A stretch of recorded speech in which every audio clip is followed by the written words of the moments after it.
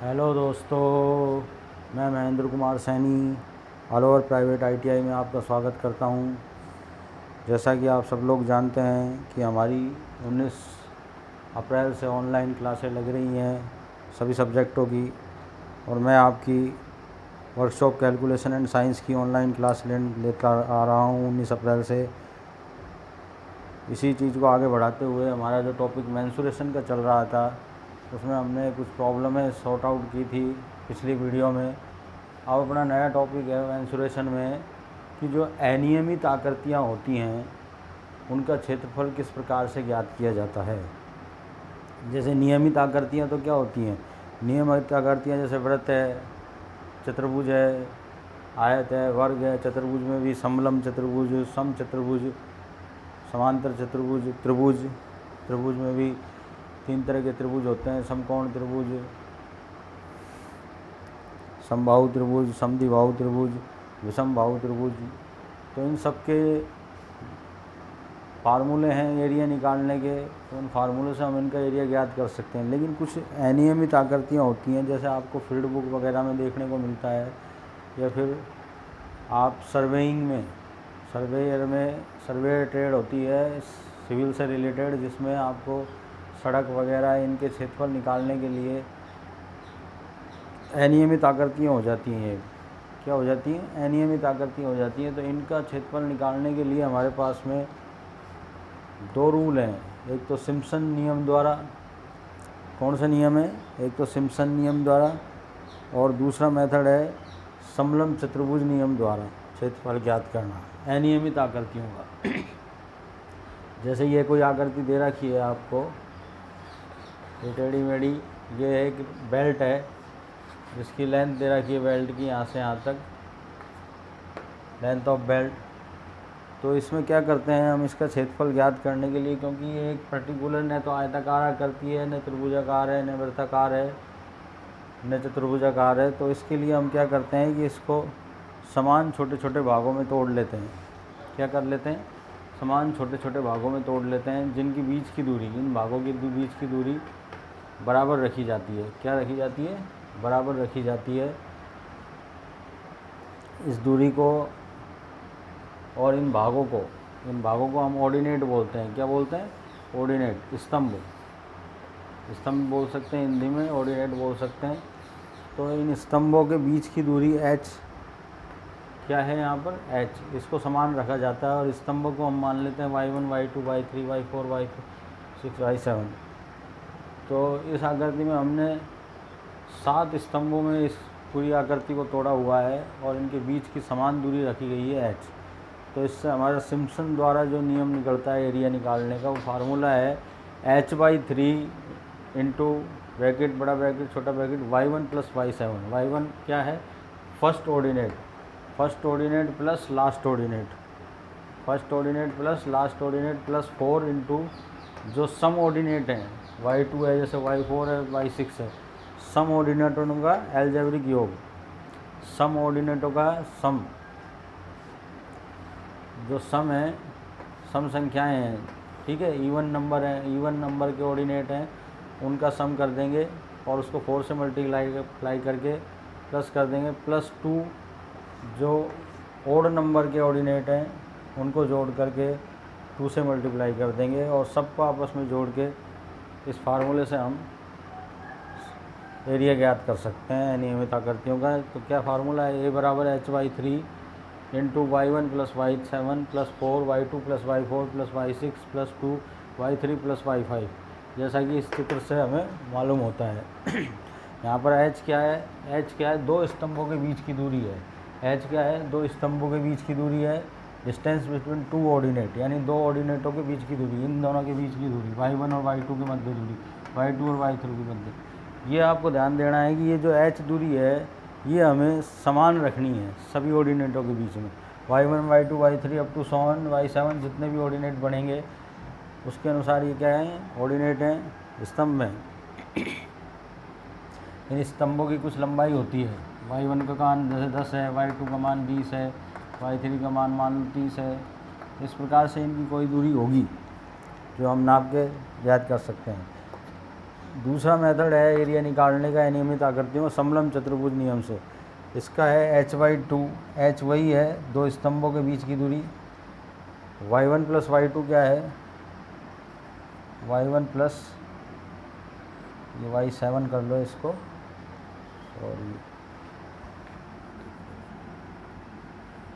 2 3 4 5 6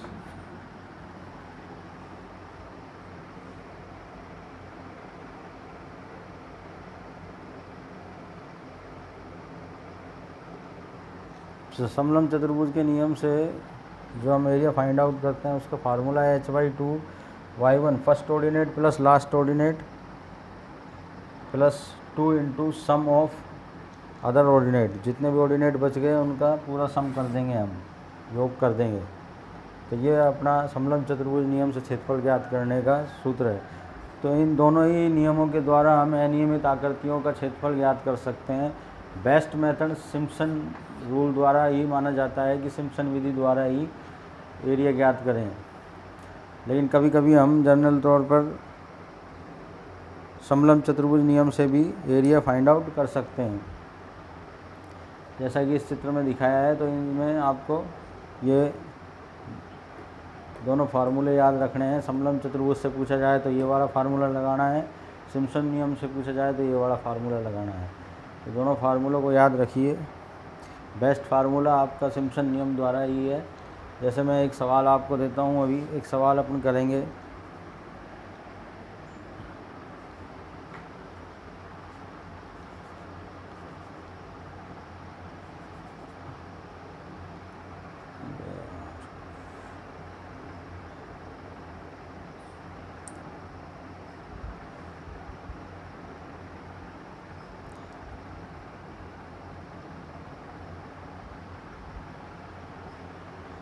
देखिए,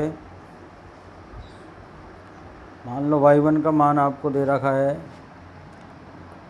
4, इसका मान 3, इसका मान 2, इसका मान 5, इसका मान 1, इसका मान 4 3 2 5 4 3 2 5 1 2 3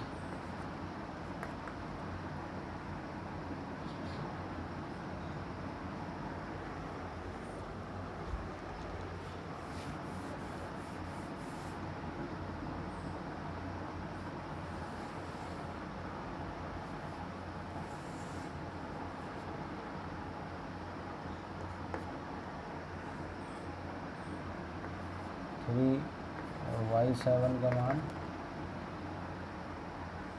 5 और इनके बीच की दूरी है जैसे बढ़ती जाएगी, बीच का अंतराल जो है इनका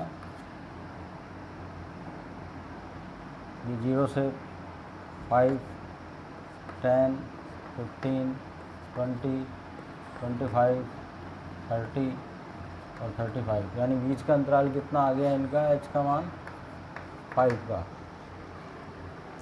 ये आपकी एक प्रॉब्लम है जो हम दोनों ही मेथडों से सॉर्ट आउट करेंगे, सिम्पसन विधि द्वारा भी और ट्रेपेजॉइडल रूल द्वारा भी। इंग्लिश में क्या बोलते हैं समलंब चतुर्भुज नियम को, ट्रेपेजॉइडल रूल, समलंब चतुर्भुज नियम द्वारा। तो इसमें देखिए ऑर्डिनेट y1 का मान 4 है, y2 का मान 3 है, y3 का मान 2 है, y4 का मान 5 है, y5 का मान 1 है, y6 का मान 3 है, y7 का मान कितना है 5 है, और इनके बीच का अंतराल कितना है 5 5 है सबका।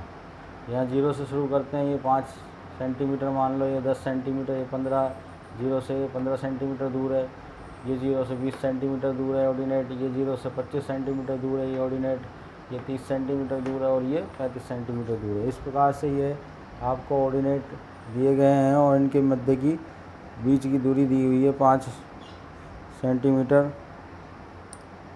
देखिए सिम्पसन विधि द्वारा इसका वाई सिम्पसन मेथड, पहले अपन सिम्पसन मेथड का यूज करते हैं। सिम्पसन्स मेथड द्वारा हमको सारे मान दे रखे हैं। तो सिम्पसन मेथड का फार्मूला क्या है, एरिया फाइंड आउट करने का, h/3 into y1 plus y7 plus 4। अब सम ऑर्डिनेट कौन से आए, y2 y4 और y6, y2 plus y4 plus y6 इनका योग कर दिया प्लस 2। अब विषम ऑर्डिनेट क्या है, y3 और y5 और y7, y3 प्लस y5, क्योंकि y7 हमने पहले ले लिया था तो y5 तक ही हमारे पास बचेगा। इन सब के अपन मान रख देते हैं फार्मूले में। तो a बराबर h का मान कितना है, 5, क्योंकि सबके बीच का अंतराल कितना है, सब ऑर्डिनेटों के बीच का मान कितना है, 5 है। तो 5/3, y1 का मान कितना है, 4, y7 का मान 5, ये हमने रख दिया प्लस 4 इंटू y2 का मान 3 प्लस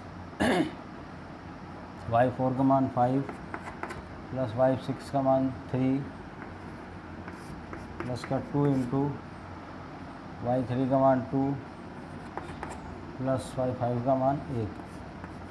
ये फार्मूले में रख दिए। तो a बराबर क्या आ गया अपना, 5/3, 4 और 5 9 प्लस 4 इंटू 3 और 5 8 और 3 11 प्लस 2 इंटू 3। तो a बराबर आ गया 5/3, 9 प्लस 44 प्लस 2 3 6। a बराबर आ गया 5/3 इंटू 9 और 6 15, और ये हो गया अपना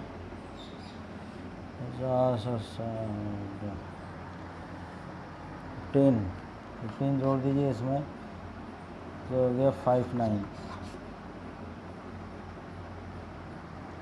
तो ये हम मल्टीप्लाई करेंगे इसको, 5 को 5 टाइम अनाम 45, 4 5 25 और 4 295/3, 3 का भाग देंगे, 3 नाम 27, 24.983.3, ये इसका एरिया आ गया, इतना इकाई।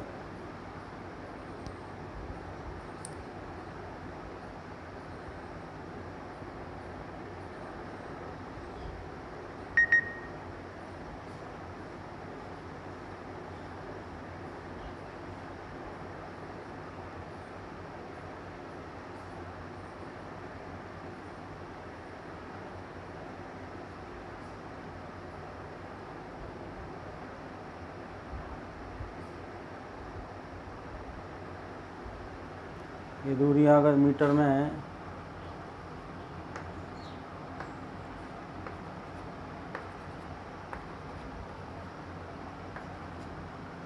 तो किस में आ जाएगा, मीटर स्क्वायर में आ जाएगा आपको।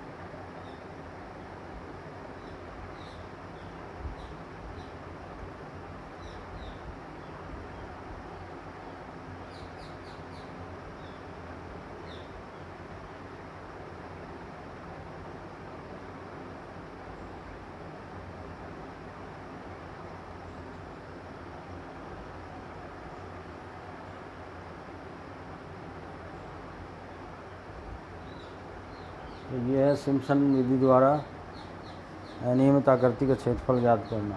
इसके बाद है दूसरा जो नियम है अपना ट्रापेजॉइडल नियम।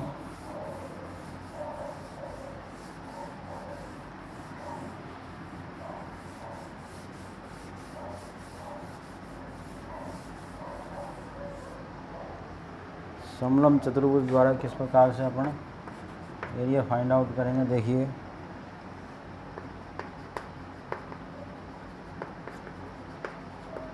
समलंब चतुर्भुज द्वारा इसका फार्मूला होता है h/2 y1 + y7। यहाँ पर कितने ऑर्डिनेट है? 7 ऑर्डिनेट है, प्लस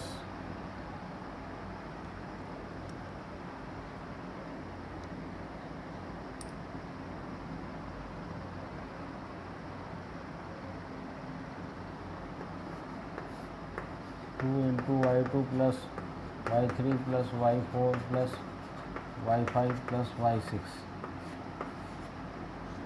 ये आपके ऑर्डिनेट बच गए। जो शेष बचे ऑर्डिनेट हैं, sum of remaining ordinate, sum of remaining ordinate. तो यहाँ पर h का मान कितना है? 5/2, y1 का मान कितना है? 4, y7 का मान 5, + 2 × y3 का मान 3 +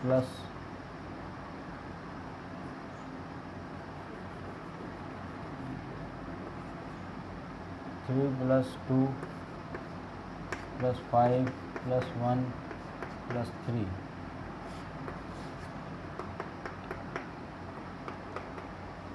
ये फार्मूला है। ये 9 + 2, 2 और 3, 5 और 5 10, 11, 11 और 3 14।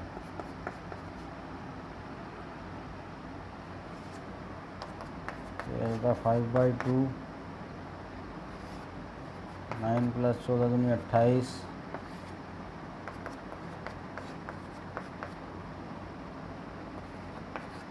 37,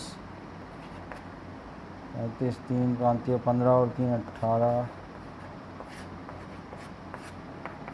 2 9 18, 2 दूनी 4, 92.5 मीटर स्क्वायर। तो उससे हमारा आंसर आ रहा था 98.33 मीटर स्क्वायर, और इससे आ रहा है 92.5। तो हमारा सिम्पसन विधि द्वारा ही ज़्यादा हम प्रिफर्ड करते हैं अनियमित आकृतियों का एरिया ज्ञात करने के लिए। कौन सा नियम याद करते हैं? सिम्पसन नियम द्वारा। तो आपने दोनों नियम देखे, ये सिम्पसन नियम है और वो समलंब चतुर्भुज नियम है। सिम्पसन नियम में फार्मूला है a = h/3 y1 + y7 + 4 × y2 + y4 + y6 + 2 × y3 + y5। इनमें सब ऑर्डिनेटों के मान रख दिए हमने। h का मान 5/3, y1 का मान 4 + y7 का मान 5 ये रख दिया, + 4 × y2 का मान 3 + y4 का मान 5 + y6 का मान 3 + 2 × y3 का मान 2 + y5 का मान 1। इनको सॉल्व करने के बाद हमारे पास में कितना आता है? 98.33 मीटर स्क्वायर। इसी प्रकार से समलंब चतुर्भुज नियम से हम ज्ञात करते हैं क्षेत्रफल, तो उसमें हमारा आंसर आता है 92.5 मीटर स्क्वायर। तो ये दो नियम हैं अनियमित आकृतियों का क्षेत्रफल ज्ञात करने के लिए। इसके अलावा कुछ अनियमित आकृतियाँ ऐसी होती हैं जो एक कई आकृतियों से मिलकर बनती हैं, जैसे त्रिभुज है, आयत है, चतुर्भुज है। उसमें समलंब चतुर्भुज भी मौजूद होता है, त्रिभुज भी मौजूद होता है, वृत्त भी मौजूद होता है। तो 3-4 आकृतियों से मिलकर वो आकृति बनती है। तो उन आकृतियों का क्षेत्रफल भी अनियमित आकृतियाँ ही के क्षेत्रफल में आता है। तो उनका क्षेत्रफल हम ज्यामितीय विधि, वो मेंसुरेशन विधि से ही हम ज्ञात करते हैं। अलग अलग आकृति बनाकर उनका अलग अलग क्षेत्रफल निकालकर सबका सम क्षेत्रफलों का या योग करके उनका क्षेत्रफल ज्ञात करते हैं। लेकिन कुछ आकृतियाँ ऐसी होती हैं जो बिल्कुल अनियमित होती हैं, जैसे ये बेल्ट है, इस तरह की आकृति। तो इन तरह की आकृतियों का हम समलंब चतुर्भुज और सिम्पसन नियम द्वारा ही क्षेत्रफल ज्ञात करते हैं। और बेस्ट मेथड होता है सिम्पसन मेथड। कौन सा मेथड होता है? Simpson method. तो ये मेथड दोनों आपको याद रखने हैं। नई चीज़ है आपके लिए सीखने के लिए, तो दोनों आपको याद रखने हैं। अब देखिए एक प्रॉब्लम करते हैं अपन, जिसमें दो आकृतियाँ दे रखी हैं।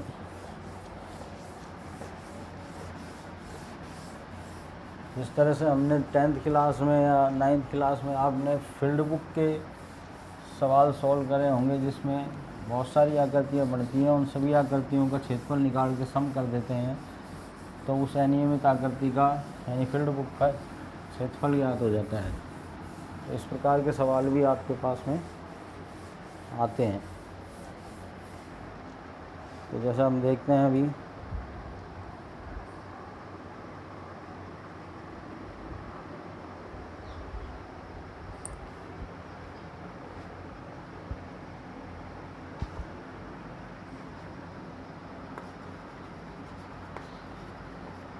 प्रॉब्लम 2,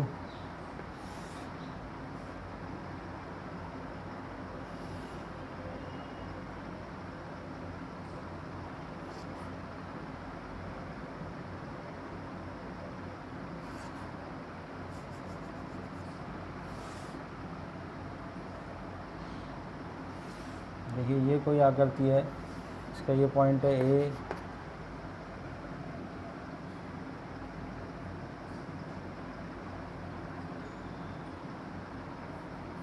ये पॉइंट है बी, ये सी, और ये डी, और ये ई, ये 5 पॉइंट हैं। तो इसमें 2 आकृतियाँ बन रही हैं, 1 और 2। तो इसका हम मेंसुरेशन विधि से, हमारी चेन लाइन है ए बी सी, कौन सी है, A B C. A point पर ऑर्डिनेट कुछ नहीं है, बी पॉइंट पर ऑर्डिनेट ए डी है, बी डी है, और सी पॉइंट पर ऑर्डिनेट सी ई है। तो इसमें 2 आकृतियाँ बन रही हैं। आकृति नंबर 1 कैसी है, त्रिभुजाकार आकृति, त्रिभुज ए बी डी में। कैसा त्रिभुज है, त्रिभुज ए बी डी का क्षेत्रफल क्या होगा,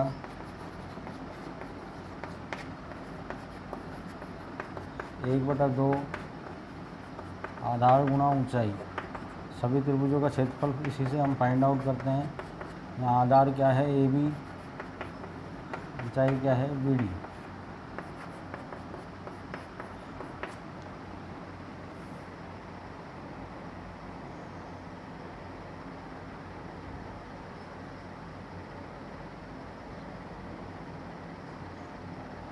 मान लो इसका आधार यहाँ से यहाँ तक दे रखा है आपको 30 सेंटीमीटर, और ये आपको दे रखा है 25, और ये दे रखा है आपको 50, और ये दे रखा है 40। तो आपका आधार कितना हो गया, 30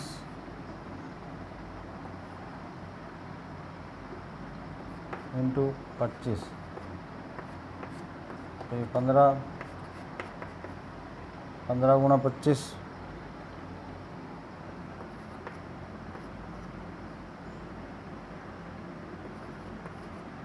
325 मीटर स्क्वायर। ये मान लो मीटर में है, इसमें है मीटर में है। तो ये पहली आकृति कैसी बन रही है, त्रिभुजाकार। अब आकृति नंबर 2,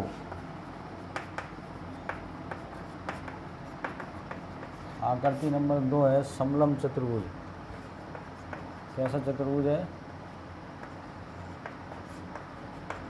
समलंब चतुर्भुज बी सी डी ई में। समलंब चतुर्भुज का क्षेत्रफल क्या होता है, समलंब चतुर्भुज का क्षेत्रफल 1/2 समांतर भुजाओं के बीच की दूरी। समांतर भुजाएं कौन सी, यहाँ पर बी डी और सी ई, बी डी प्लस सी ई इंटू उनके बीच की दूरी।